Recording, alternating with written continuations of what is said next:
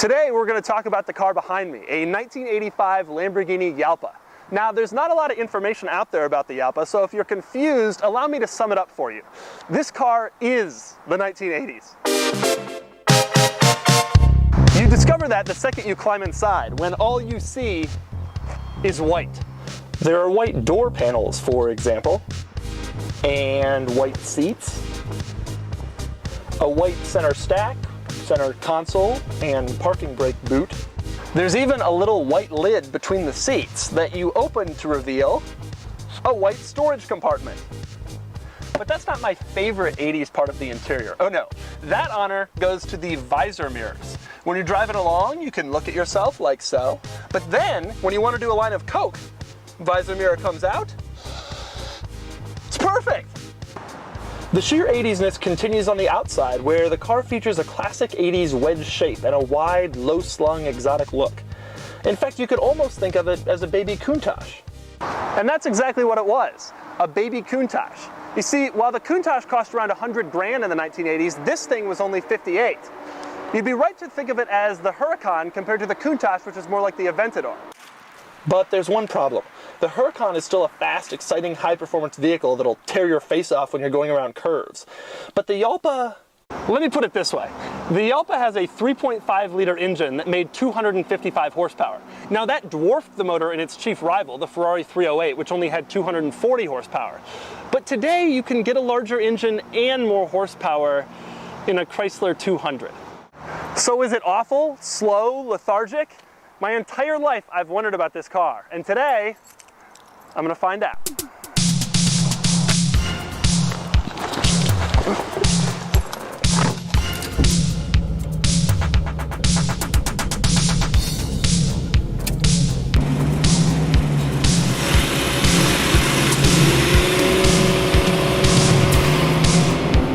All right, driving Lamborghini Jalpa, one of only 411 built.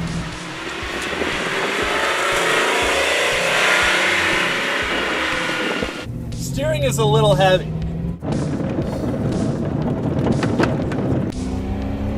Oh, that sound is excellent. It's stunning. That's a 3.5-liter engine.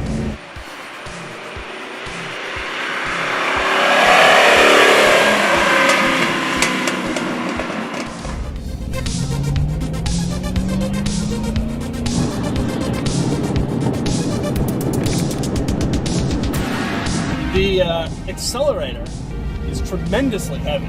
Not what I expected. The clutch surprisingly isn't that heavy. It's actually okay.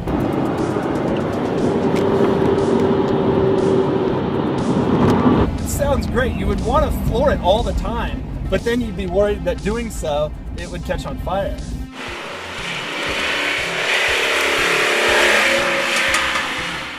Trying to make these turns. Oh, that heavy steering is killer to get old.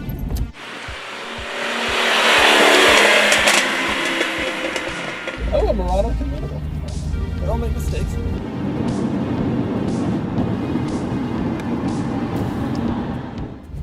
For some reason, I feel like we're gonna break down. Like, the truth is, it's actually fine. There's no warning lights on.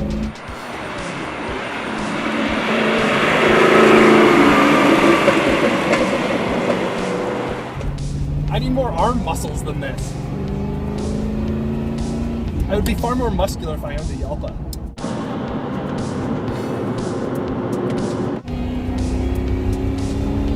It doesn't feel fast, but when you get up to higher revs and you hear that noise, it doesn't really matter how fast you go.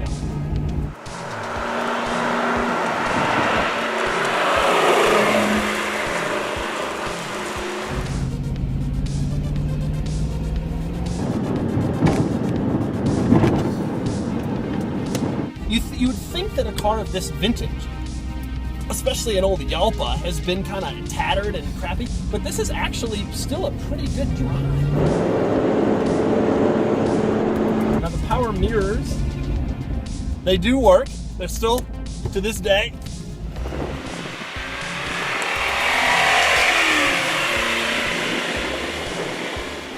what a nice day to drive around the park and do a little arm exercise at the same time.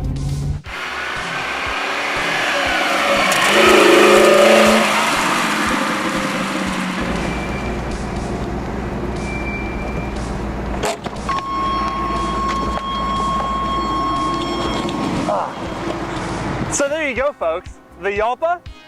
Pretty good. Okay, but only because you insist. First off, it's important to understand that no Jalpa in history is perfect. They all have panel fitment issues and leaky carburetors, and they make weird noises. But this one is actually pretty good. You can tell that because it's running.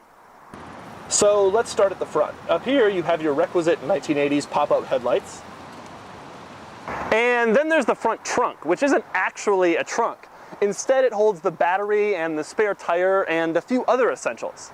The actual trunk is around back, and you open it with a different key than you use to start the car, one of several keys that comes with the vehicle. Pop it open, and you'll find that it is surprisingly roomy back here. Not that you'd want to ever put anything in this trunk, because, you know, Italian car, engine, trunk, it'll be incinerated. Inside, the interior is pretty bare bones, which is fairly common of exotics of the time period. For example, you have a bunch of right angles everywhere with a bunch of switches that probably don't work all that well. And a bunch of gauges that don't either, like this speedometer that's showing 30 even though the car is stopped. But we do have air conditioning. And supple leather seats. And you also have a horn that is operated from the turn signal lever. You also have power windows.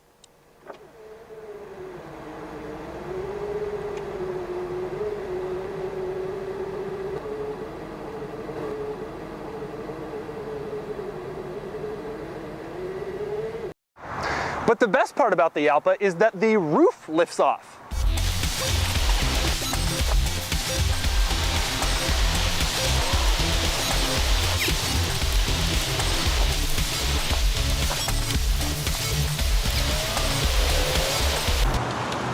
Okay, that worked.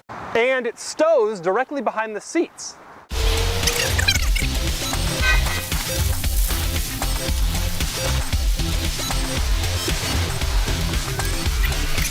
So you can convert your Jalpa from a sleek coupe to a stylish convertible, when it's running, of course.